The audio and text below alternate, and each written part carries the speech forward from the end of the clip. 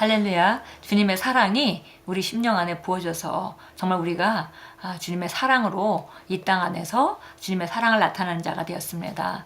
오늘 새로운 하루를 시작하면서 주님이 주신 축복과 또 주님이 주신 그런 그 유업들을 누리면서 우리가 말씀 안에 나아가겠습니다. 6월 12일 목요일 말씀의 실제입니다. 제목은 당신은 단번에 영원히 구원받았습니다. 단번에 영원히 구원받았습니다. 베드로전서 1장 23절입니다. 너희가 거듭난 것은 썩어질 씨로 된 것이 아니요 썩지 아니할 씨로 된 것이니 살아있고 항상 있는 하나님의 말씀으로 되었느니라. 우리가 거듭난 것은 우리가 두 번째 영으로 태어났습니다. 그것을 거듭남이라고 하는데요. 우리가 거듭난 것은 바로 우리가 첫 번째 태어난 것 같이 썩어질 씨로 된 것이 아니다 그랬습니다. 이것은 썩지 않을 씨인데 그것은 바로 살아있고 항상 있는 하나님 말씀으로 우리가 거듭났다. 이런 말씀입니다. 하나님의 자녀에 대해 성경은 이렇게 말씀합니다. 죄가 너희를 주장하지 못하리니 예전의 나쁜 습관이 더 이상 당신을 붙잡지 못합니다. 당신은 그리스도 예수 안에서 새로운 피조물이기 때문입니다. 어떤 사람들은 묻습니다. 이것이 진짜라면 왜 일부 그리스도인들은 여전히 어떤 습관 때문에 씨름합니까? 왜 그들은 여전히 잘못된 언어를 사용합니까? 그들은 실제로는 거듭나지 않은 것이 아닙니까? 물론 그들은 실제로 거듭났습니다.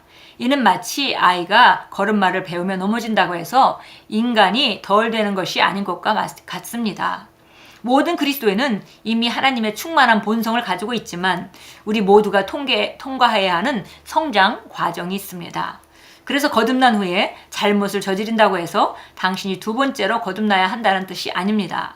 당신은 단번에 영원히 거듭난 것입니다. 거듭난 후에 죄를 짓거나 혹은 잘못된 일을 저지른다고 해서 우리가 다시 한번 거듭나야 되는 건 아니다. 이런 말씀입니다. 왜냐하면 우리는 한 번에 영원히 거듭나기 때문입니다. 하나님의 사람들을 계속 묶어두려는 사단의 전력 중 하나는 죄의식입니다. 그래서 사람들은 하나님의 은혜보다는 그들의 잘못된 행동에 더 집중합니다. 성경은 당신이 그리스도 예수 안에서 하나님의 의라고 말씀합니다. 당신의 의는 예수 그리스도의 의입니다. 아기가 성장한다고 더 인간이 되지 않듯이 당신도 영적으로 성장한다고 해서 더 의롭게 되지 않습니다. 당신의 행동은 여전히 완벽하지 않을 수 있지만 하나님께 보시기에는 당신은 예수님만큼이나 의롭습니다. 정말 우리가 사람이 태어나서 온전하게 태어나지만 아주 어릴 때는 아직 그 사람다운 모습을 갖추고 있지 않습니다. 그래서 걸음마도 못하고 혹은 기지도 못할 수도 있겠죠. 그렇다고 해서 그 아이가 인간이 아닌 것은 아니죠. 마찬가지로 우리가 의인으로 태어났는데 이제 성장 과정을 통해서 의의 행동이 점점 증가하게 되는 것입니다. 그런데 의의 행동이 안 나온다고 해서 의인이 안 되고 아직도 죄인이 아닌가, 죄인으로 머물러 있는 상태가 아닌가라고 그렇게 이해할 필요는 없다는 것입니다. 그래서 사단의 전략이 바로 우리가 죄의식으로 계속 정죄감과 열등감에 또 죄의식에 빠져 있도록 하게 하는 것이 사단의 전략입니다. 그래서 우리가 정말 우리 행동보다는 우리 본성이 누구인가, 또 우리가 어떤 생명을 받았는가 이쪽에 집중할 때 우리는 의인으로서 점점 성장하게 되고 그렇다면 점점 더 의의 행동이 나오겠습니다. 그래서 보니까 여기 아이가 자라나서 점점 인간다운 행동을 하게 된다고 해서 인간이 되어간다라고 할 수 없다는 것입니다. 왜냐하면 인간은 태어날 때부터 인간으로 태어난 것이죠. 그러나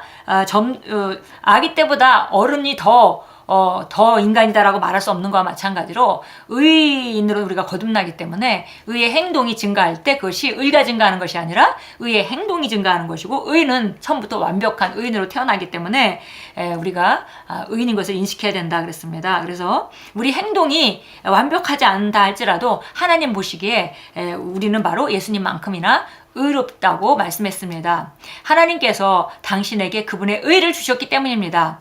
이사야서 54장 17절은 말씀합니다. 이는 여호와의 종들의 기업이요 이는 그들이 내게서 얻은 의인이라. 여호와의 말씀이니라. 예, 이거는 이사야서 54장 17절은 우리를 대적하려고 만들어진 어떠한 병기나 무기도 성공하지 못할 것이다. 예, 그랬습니다. 그리고 어떠한 정죄하는 말도 오히려 법정에서 정죄를 받을 것이다. 왜냐하면 이것이 바로 여호와의 종들의 기업이고 이는 그들이 내게서 얻은 의다라고 쓴 말씀입니다. 그래서 보니까 여기서 이는 여호와의 종들의 기업이요 이는 그들이 내게서 얻은 의인이라. 예, 공인이라라고 번역을 해서 약간 한국말로 의하다가 공의하면 또 좀 다른 게 아닌가 생각할 수 있겠는데요. 똑같은 의입니다. 예, 공이라고 번역이 되어 있지만 이는 여호와의 종들의 기업이요 이는 그들이 내게서 얻은 의인이라. 여호와의 말씀이니라.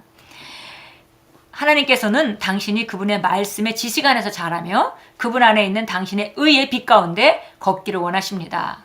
예, 그러니까 이미 의인으로 태어났는데 말씀의 지식이 자라면서 점점 의로운 행동이 나오게 되는 것, 의의 빛 가운데 걷기를 원하는 것, 이것을 하나님께서 기대하시는 것입니다. 왜냐하면 부모가 자식을 낳아서 갓난아기 때 정말 아무것도 할 수 없는 상태지만 점점 성장하면서 정말 인간다운 그 안에 있는 모든 본성의 잠재력을 발휘하고 살아가는 것이 부모가 기대하는 바이듯이 하나님께서도 우리가 이제 좀 말씀의 지식 안에서 자라서 그분 안에 있는 우리의 빛 가운데 걷기를 원하십니다.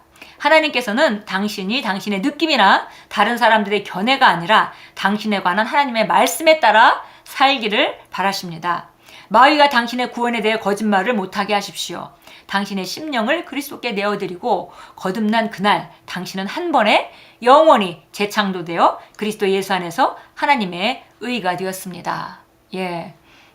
사람들이 우리 행동을 보고 어떤 정죄를 하든지 또 내가 어떤 정죄를 받든지 그런 것과 상관없이 우리가 다 우리의 느낌이나 다른 사람들의 견해가 아니라 하나님 말씀에 따라 우리가 생각하고 말하고 행동하기를 하나님께서 원하십니다. 그래서 우리가 종종 정죄하는 말을 듣거나 혹은 우리가 잘못된 행동을 했을 때 그 마귀가 우리를 정죄하지 못하게 하라 그랬습니다. 왜냐하면은 우리가 꼭 기억해야 될 것은 우리가 그 예수님을 영접하고 우리 심령을 그리스도께 내어드리고 거듭난 그날 바로 우리는 단번에 영원히 구원을 받아서 정말 우리가 그리스도 예수 안에서 하나님의 의가 되었습니다. 고린도서 5장 21절은 말합니다. 예수님께서 정말 우리를 의롭게 하시려고 바로 정말 정죄당하시고 그가 우리를 의롭게 하셨다라고 말씀합니다. 예, 그분이 죄를 알지도 못하신 분이었지만 우리를 위해서 죄로 삼아지신 것은 하나님께서 그를 죄로 삼으신 것은 우리로 하여금 그 안에서 하나님의 의가 되려 하심이라. 이렇게 고린도서 5장 21절이 말합니다. 그러니까 예수님께서 우리 죄를 위해서 죄가 되셨기 때문에 우리는 하나님의 의가 이미 되었습니다. 예, 참고 성경 구절 보겠습니다. 베드로전서 3장 18절입니다. 예, 베드로전서 3장 18절 보도록 하겠습니다.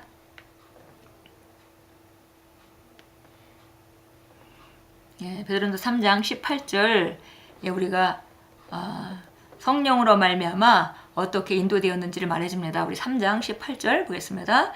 그리스도께서 죄들로 인하여 한 번 고난을 받으사 의인으로서 불의한 자를 대신하셨으니 이는 육신으로는 죽임을 당하였으나 성령에 의하여 살림을 받음으로 우리를 하나님께로 인도하려 하심이라. 예, 그래서 그분이 한 번의 고난을 받으시고 불의한 자를 대신하셨습니다. 그래서 육신으로는 죽임을 당하셨고 성령으로 인하여 다시 살리심을 받음으로 말미암아 우리를 하나님께 인도해서 우리가 의인으로 하나님께 인도될 수 있도록 하기 위해서 이런 일을 하셨다 그랬습니다. 자, 히브리서 5장 9절로 가겠습니다.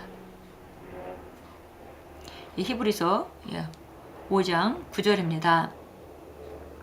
우리의 구원을 이루신 분이 바로 예수 그리스도십니다. 9절입니다. 8절부터 7절부터 읽도록 하겠습니다. 그는 육체로 계시는 날들 동안 자기를 죽음에서 구원하실 수 있는 분께 심한 통곡과 눈물로 기도와 간구를 드렸고 하나님께서는 그의 두려워하심을 인하여 들으셨느니라. 그가 아들이면서도 고난받은 일들로 순종을 배워서 온전하게 되심으로써 자기에게 순종하는 모든 사람에게 영원한 구원의 근원이 되셨고, 예수님께서 모든 사람, 모든 사람, 예수님께로 나오는 사람에게, 모든 순종하는 사람에게 영원한 구원의 근원이 되셨습니다. 구원의 근원, 영어 표현으로는 구원의 창시자, 구원을 만든 사람, 이렇게 표현되어 있습니다. 그래서 바로 그분이 우리의 구원을 이루셨고, 그래서 우리는 이제 예수님께로 나와서 우리 심령을 주님께 드리고 예수님을 영접한다면 단번에 영원히 구원을 받습니다. 정말 우리 감각이 뭐라고 말하든 세상 사람들이 뭐라고 정죄하든 상관없이 우리는 한 번에 영원히 구원받았고 이제 하나님 안에서 의가 되었습니다. 고백합니다. 이제 거듭난 나는 생명의 새로움으로 들어갔습니다. 그 생명의 새로움은 의와 영광과 통치와 능력의 생명입니다. 어떤 상황이나 환경도 내가 하나님의 완전함과 지혜와 영광을 나타내도록 태어난 그리스도 예수 안에 있는 새로운 피조물이라는 사실을 바꿀 수 없습니다. 예수님의 이름으로 고백합니다. 아멘. 어떤 것도 우리가 정말 주님이 완전함과 지혜와 영광을 나타내도록 그러니까 이것은 승리하는 삶입니다. 지혜롭게 상황을 다스리고 그리고 우리가 어떤 상황 가운데도 탁월하게 기능하며 주님의 영광을 드러내는 그런 삶입니다. 그런 삶으로 우리가 부르심을 받았고 그것이 바로 우리 새로운 피조물들의 정체성입니다. 그래서 우리가 어떤 상황이나 어떤 정죄도 우리가 거절하고 우리가 어떤 삶을 살아야 되는지는 바로 우리가 성경을 통해서 우리가 단번에 영원히 의인으로서 정말 구원을 받았다는 것과 그리고 이제 우리는 어떤 환경에도 우리가 승리하는 자로 탁월하게 기능하는 자라는 것을 우리가 선포하고 나아가면서 실제를 만들어 갑니다. 그럴 때 주님은 우리를 통하여 영광 받으십니다. 오늘도 주님 안에서 승리의 하루로 만들어 가십시오. 그것이 바로 하나님께서 우리에게 주신 구원이고 정말 우리는 단번에 영원히 구원을 받았습니다.